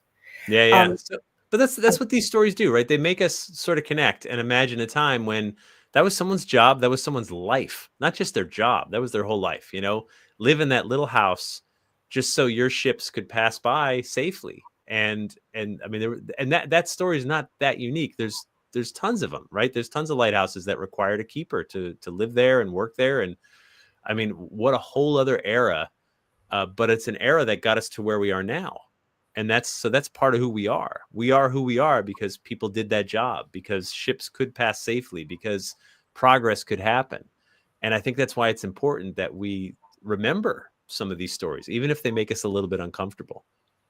I agree because when I was in school, history was never my favorite thing, but now it's so important to know the history. It doesn't matter whether it's of your country, your city, your family, because hi, Michelle Wilfong, welcome. Glad to see you here. Um, because I think that's how it gives us roots. Never mind, it gives us answers, I think, to questions. And this sort of sounds like with what you've been doing with, some of these stories is here's what we've got now. How did we get here? And Right. I love that you dig to find out how did we get here? Where, Yeah. and I think it's fascinating. Well, it's Mhm. how we're going to know ourselves, right? So Exactly. I remember working on one story. There's a there's a great sculpture in Vermont. They call it the Vermontosaurus. And Okay. what I'm happened learning was, so much because I've never heard any of these stories before. So thank you. well, this one's a deep cut. So the Vermontosaurus is a giant wooden sculpture. There's a gentleman who owned an airfield, and he had this Okay. barn that was knocked down in a winter storm. Barn got old, got knocked down. Nobody hurt or anything, but he had this giant pile of wood. And he said, all right, let's make some folk art. And so he invited everybody to come to his airfield. And he's like, here's the rule. You can take the wood. I've got nails. Bring your own hammers. You can't nail it vertically or perfectly horizontal. No 90 degrees, no 180 degrees, as long as it's at an angle, and you're not allowed to undo anything that anyone else did. And so people just started banging wood together, and it formed into like this giant wooden dinosaur, which was really, really cool. And it's a cool story, and it endured, right? He had it supported and everything else. People would come to see it. And I did a podcast on it, and I said, can I interview you for my podcast? And he goes, yeah, sure. I can do it either this afternoon in like an hour, tomorrow morning at like 3 a.m. Because he's a balloonist. He takes people up in hot air balloons, right? Oh, that's cool. Yeah, that's his day job. He's like, or it would have to be next week. I was like, oh, I really wanted this for next week's podcast, so I'll do it in an hour. No problem. Thank you. So we did the interview, no problem. And the next day we're editing it all together and everything else. And the day after that, I get an email from his girlfriend who said, I don't know if you heard, but he died the next morning in a balloon accident. And I went, and then I looked in the news and I went, Yes. oh my God, he did die the next morning. Like I was the last person to talk to him. And so I said to her, I said, what do I do? Like, if you don't want me to run this, I won't run it. If you want me to run it in his memory and honor him, she's like, run it. He would want you to run it. That's the kind of guy he was. He died doing the thing he loved.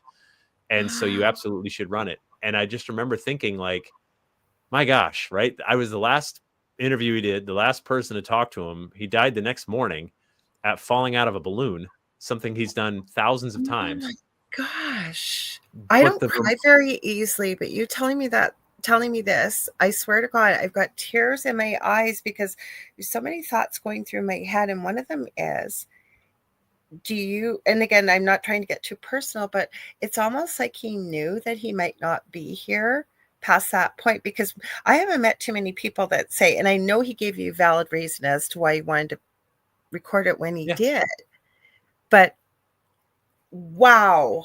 And what a great, fantastic loved one that said, yeah, run it, because that's what he would want. And so of course we dedicated in his memory, but I'll tell you this, the Vermontosaurus still there. And that's pretty cool, right? And this thing where he said, let's take this junk and turn it into something vibrant that anybody could have a hand in. You want to come down and have your 5-year-old swing a hammer? Go for it, right? Wow. He opened it up and they collectively made this thing that has literally outlived him.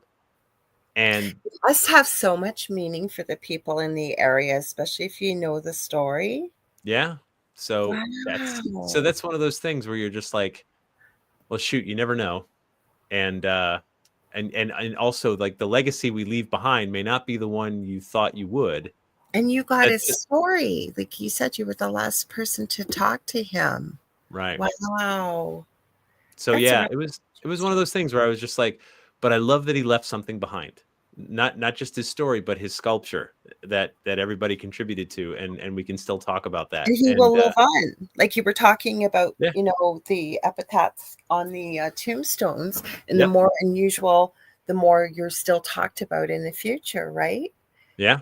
I even think about that with old houses, that have been around for, a century and a half, and people have taken good care of them. And I don't know, when I've gone into them, you start to think about who lived here and, the memories, because I really believe if everything is energy, right? And especially in certain places, like, when you start looking at battlefields and stuff, and you get lots of reports of activity, right, that's caught on camera or caught on whatever. Is it just because the land is holding that energy, including positive energy is where I'm going, though, with the house that maybe, it's 100 years old. Most people I've met that if they live in a house that's at least 100 years old, most people usually will say there's some activity, but it was kind of like you said earlier. It's kind of, I forget the name you used, but don't mind that. That's just Bill or Bob or something with the banging in the house. Like, it's not a bad haunting. It's just kind of like, we got a ghost here. Sure. Yeah. It doesn't have to be a thing other than just, it's a thing. And so, yeah, no, I that's why I actually think the legends and lore are important because they're not here because I wrote them down, or they're not here because I say so. They're here because the community did. The community keeps these stories alive, and that's how I hear about them. I only grew up where I grew up. I only live where I live. I hear about this stuff because people tell me, and they tell me But you've because it gets around. collected them. You've collected them, Well, right? sure, yeah. Yeah. And I I've think become a magnet for it at this point, which is pretty cool. I'll get emails that are just like, "Hey, I hear you're the guy that looks for the weird stuff. So here's one for you." And I'm like, "Okay." And sometimes they're great, and sometimes I'm like, it's not really up my alley, but cool. I know, but that's what I like about it is it's a collective, and it's weird, and it's a strange, and the beauty in books is, and I think we're losing that the more and more we get more technologically advanced.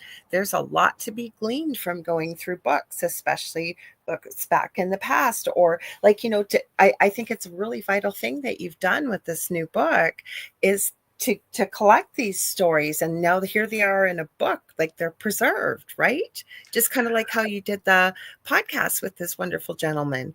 It's preserved, and then you get to talk about the structure, and it's outlived him too, right? There's always a story behind something, and I really love this idea. Now there's one thing I'm dying to ask you though.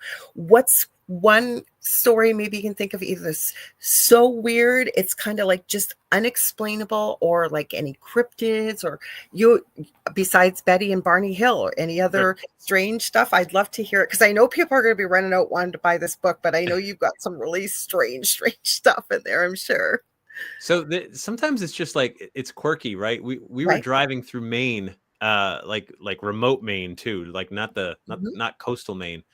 And we're going through this little town called Woodstock, tiny little town, Mhm. and there was this giant phone monument, maybe like 15 feet tall, and it had the hand crank on the Mhm. side like the old-fashioned phones.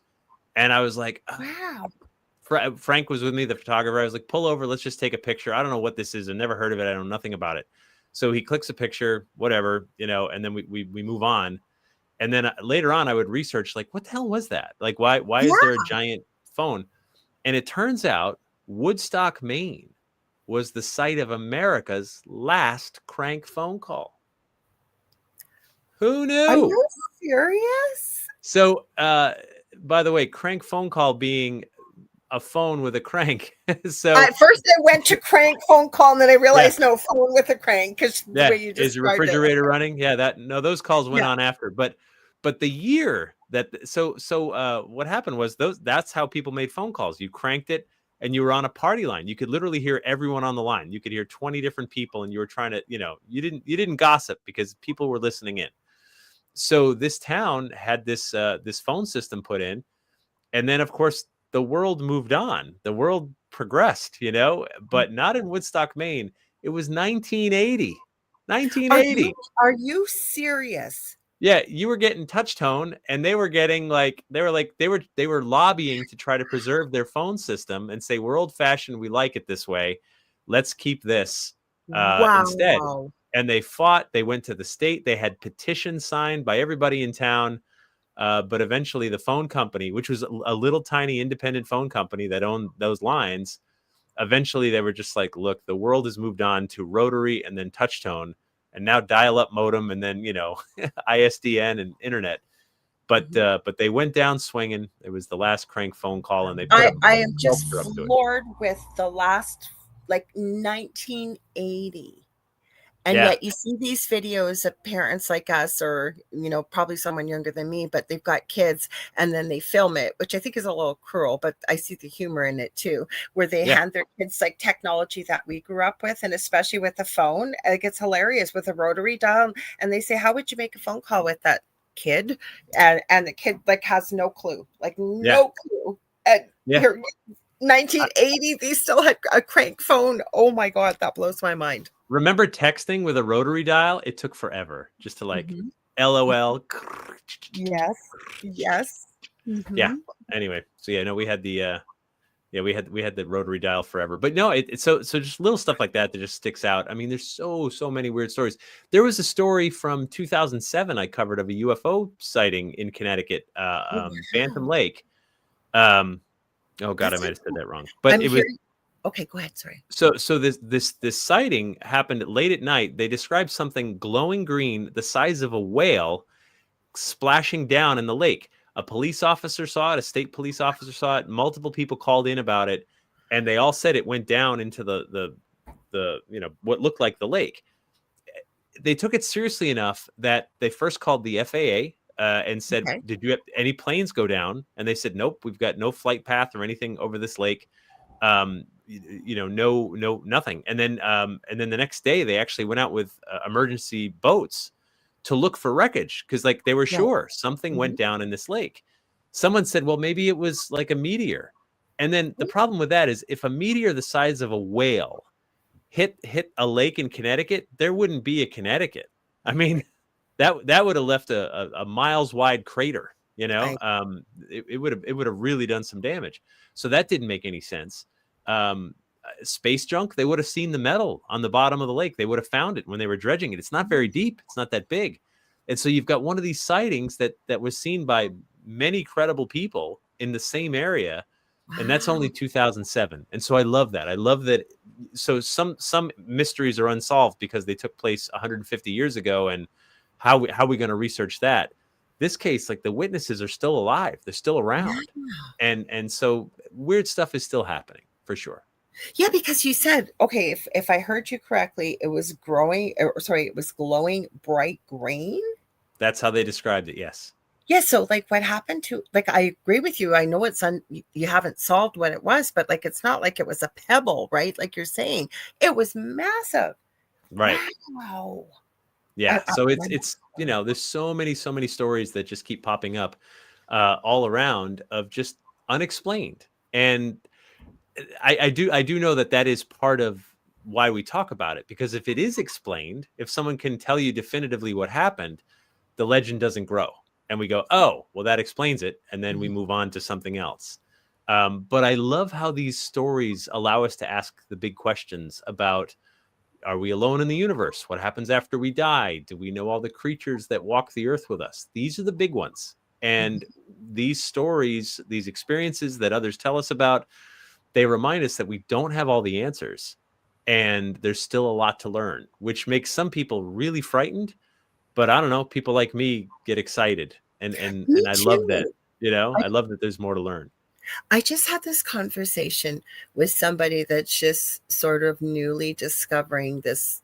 It's sort of when it happened to me, and like I said, I was still open to things. I'd seen strange things, unusual things. I remember my first paranormal experience. I was probably between 3 and 4. When I was 8, I've had high strangeness around me my whole life. We moved into a brand new house built from the ground up. And it was just the first, we moved in around the summertime. And until the snow fell that year, I knew nothing about the paranormal. I was 8 years old. I was 7 turning 8.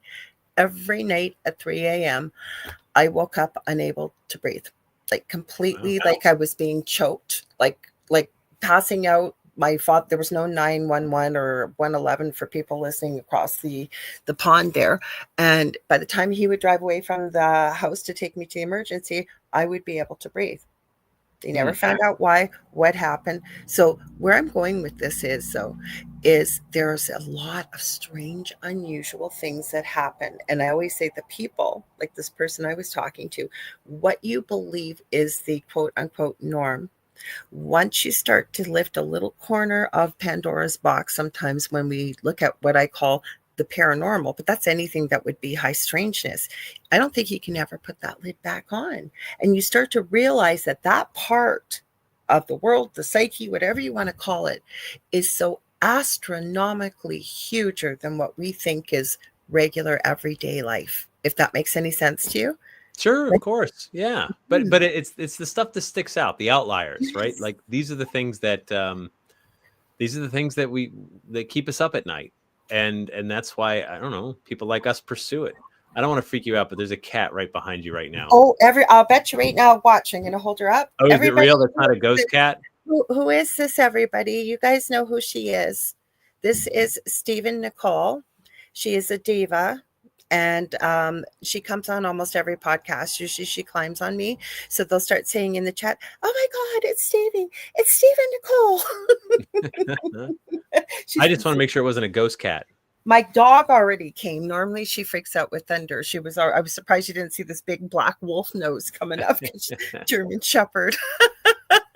So now what about cryptids? Because I'm trying to think if I can think of anything that I've heard of in that area, or like sea monsters, and I'm not trying to give your book away, just little bits and pieces, because I want people to go buy your book, because I'm going to get it, because these, just what we've talked about, I'm fascinated. So Lake Champlain has Champ, the lake monster, right, which we talked about a little bit earlier. So there's right outside of Boston, there's the Dover Demon, which I've never heard of that. So the Dover Demon, there's a little town called Dover, Massachusetts. It's kind of like a sleeper commuter community for Boston, kind of a wealthy community too. And back in the 1970s, there was a strange creature that was sighted first by a guy named Bill Bartlett. And Bill was driving down the road at like 10 o'clock at night. It was spring break. He was with some friends, and he saw this creature in his headlights standing on a stone wall that had a bulbous head, big eyes that glowed and reflected the headlights, spindly fingers and legs, and sort of perched on this rock. And he watched it for like, he figured out the time, probably like 6 seconds from the time his headlights hit it to when it passed at like 40 miles an hour. And he was absolutely freaked out. And he went back and he looked again, and the thing was gone. And you could say that was just someone who was mistaken about whatever it was he saw. But Bill Bartlett today is a fine arts painter, a really talented artist that had his work shown all over. So he went home and he drew what he saw. He didn't have a camera, but he understands things like perspective and size and everything else. So he drew it. If that was the whole story, I don't think we'd be talking about it tonight. But about an hour later, less than 1 mile from where that happened, there was a kid named John Baxter leaving his girlfriend's house around midnight. Okay. And he was walking home, and he saw this, what he thought was a little kid, standing by a tree on the side of the road. And he called out saying, "Hey, are you messing around?" But it had this big bulbous head, these spindly arms and fingers, and then it dashed off into the woods. And so he drew what he saw. And all of a sudden, people are saying, "Hey, wait a minute. This thing doesn't look like anything that should be in Massachusetts. It doesn't look human. It's too small, too skinny." And then the following night, it was about like 25 hours later, there was a girl who was parking with her boyfriend, and she said this, what they thought was like a naked kid, jumped onto the hood of their car and then was gone. And so they didn't get a good look at it, but they just saw this blur of like pink flesh on the hood of the car, and then it was gone. And so Lauren Coleman, who's a cryptozoologist, he really thoroughly investigated this case, and he compared the drawings, and he talked to all the witnesses, and it became one of those things where you're just like, what in the world did they see? And to those who want to say like, "Oh, you're mistaken for an animal," or whatever, I understand. I get how we want to explain things away, but think about where you live, right? If you've lived there for more than, I don't know, 6 months, a year, wherever you live, you've probably seen most of the critters that are going to come by. Like, behind my house, we have woods. I've seen deer. I've seen skunks. I saw a fisher. I've seen squirrels. I've seen birds. I've seen turkeys. Like, I know the critters that are living among me. And I know what's supposed to be. I've seen snakes, like you know what's around. I've never seen anything like that. And I only live like a half hour from Dover. So anyway, I mean, it's one of those things where you're just like, I trust that people said this thing stuck out. This is like nothing I've seen. It was not human. It was not an animal. It wasn't something with mange. People reported similar things, and they weren't all together. It was in a different, like the couple parking, different people, and they weren't all in the same night, same people. Like, it sounds like it was a little bit of a period, like a day or two or so. It was like 25 hours, like 1 hour more than a day. Yeah. So it was one of those things that, and now the Dover Historical Society has that drawing on a t-shirt. It's just like, it's become part of the town's identity. And the craziest thing is there haven't even been copycat sightings. Like you would expect Wow. someone to say, I saw the Dover Demon also, right? But there weren't even copycats. It was just this one isolated thing. And, I mean, I'm strange. getting Gollum in my head. I know it's not Yeah. Gollum from Lord of the Rings, but it But you know what? If you saw the drawing, it's not too far off from Oh, that. really? Yeah, like that's you're in the ballpark for sure. Wow. Yeah. Any theories on what people might think, like looking into the paranormal, like some kind of troll or So I'll say this. It was hey, called or the Dover Demon because right, the town started with the letter D, right? Lauren right. Coleman, I've spoke to Lauren Coleman about this. Like he's like, well, yeah, if it was in Boston, it would have been the Boston Beast, right? Like I but it was gotcha. Dover. So he's like, it was a clever name. I admit it. He's like, no one claimed this thing came from hell or anywhere else. Right. And it behaved like a creature. Like it didn't fly off, it didn't vanish. It just behaved like some Mhm. animal that we don't know about. Oh, wow. Oh, I see we got Valhalla Voice here has joined in on Instagram. Welcome. I see you, File 13. Thank you for joining. We are almost out of time because I want to spend at least a minute or two and then on your shadow zines because Oh you yeah. wait, I gotta grab the right one here. You've got the ghosts. Oh, sorry, wrong one. You wrote the first one. Mysteries of the Bridgewater Triangle. So, Yes. So I started Shadowzine back in February because I've been concerned about where the world is right now. And I mhm, kind of felt like we live in a time, if you think about it, there's about 8 billionaires that control about 90% of the I internet. agree. And so I mean, where do people spend most of their time? Facebook, Instagram, YouTube, TikTok. Twitter, X or whatever, Truth Social if you want, TikTok, Reddit, and like that's where people spend the overwhelming majority of their time. And the two greatest tricks those social media platforms have pulled is thinking that their service is free and that we're in charge. Neither is true. Neither is even remotely true. Yeah. And Mhm. so what's happening is like we're getting inundated with ads and messages. We're not even seeing the content we thought we wanted to see. We're getting shown stuff that's like adjacent, but people are paying for us to see Mhm. because these are now businesses. And so we live in such troubling times where things are being edited, AI and everything else. And I was like, the only direction I can think left to go is backwards to print. My whole career started in zines, started in print, back in the 90s, we started desktop publishing because all the media companies were consolidating and like we had our own independent voice. We could put out a zine and sell it Yeah. or give it away, whatever we wanted. And so I started this back in February, and every month now we've put out an issue for 8 issues now. And I've reached out to friends of mine who I'm are, behind. Are you shipping internationally yet? yes, we can. Okay, Yeah, so I it's can it's order more because I had to ask you. That's how I I know got you it's a in. little tricky because it's extra postage to other countries, but it's print. You can't buy a digital copy. It's a print copy that gets mailed to you, or I sell them in person as well. And each of them is written entirely. It's like one story by different authors. So like Varla Ventura wrote one. You've Yeah, got hers, and yeah. And I've got Richard Estep, Richard. who's Yeah, written Richard a bunch East. of books. Yeah. So it's like a mini book Mhm. on and one story. No ads, no AI.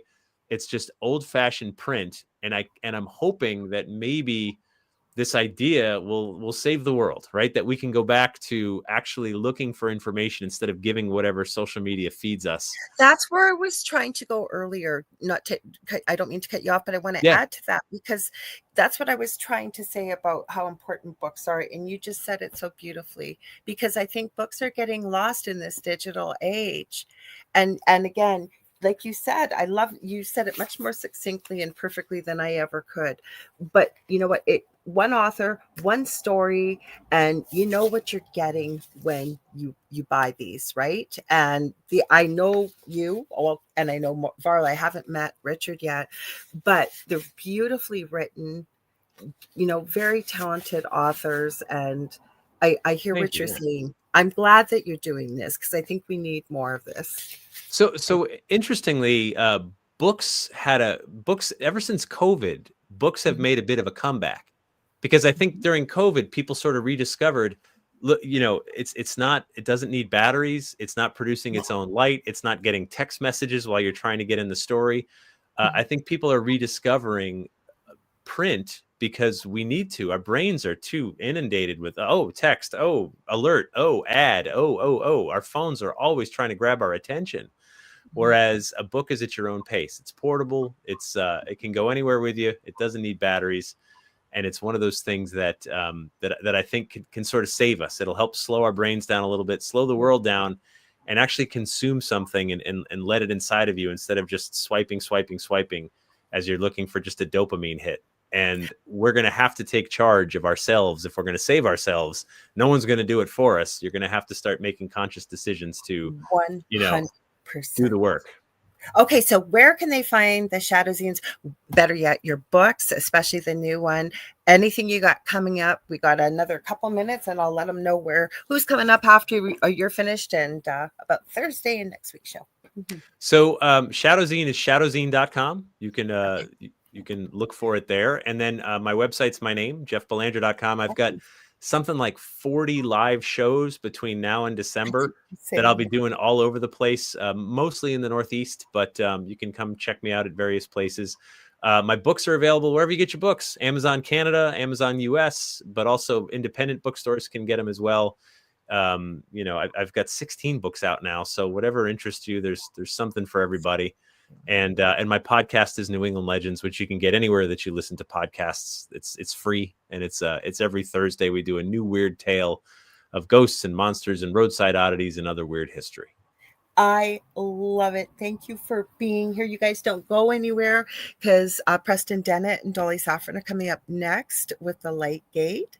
Next week, we are supposed to be having on, I've never had someone on like this before, a psychic detective by the name of Sherry Wynn.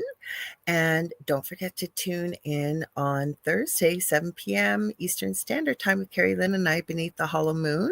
And we're doing, my brain just went completely blank on me here. Oh God, I said it earlier in the show. Sorry, guys. It's a cryptid. I'll tell you that about that.